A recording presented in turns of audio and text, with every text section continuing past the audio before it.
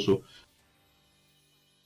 The vision to make India a developed nation by 2047 has struck the right chords with the youth of the nation, with academicians and students coming all out, extending their support and cooperation to achieve the target set by Prime Minister Narendra Modi through the launch of the Viksit Bharat at 2047 Voice of the Youth on Monday.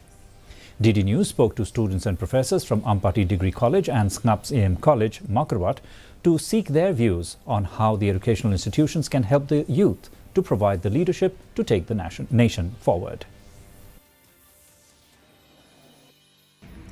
According to me, our country, India, will look in 2047 will look like a global powerhouse of the world, as we live today in a country which is still a developing country.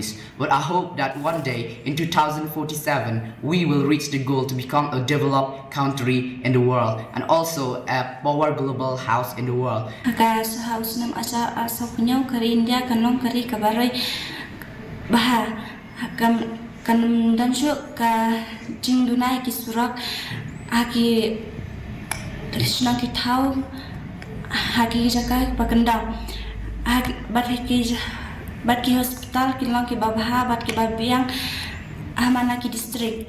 We have many colleges, many educational institutions, thousands of universities, but in my personal opinion, the educational institutions that are already in place are not sufficient.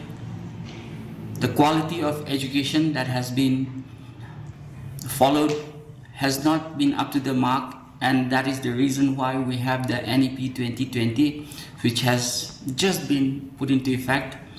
We hope that we should all be putting our hands together in making this a success. I would like to see India a very prosperous, healthy country. Prosperous in the sense in every aspect, whether in economic or in social, whether it's the less unemployment, and every person should live a healthy life irrespective of urban or rural area. India has undergone significant growth and development across various aspects.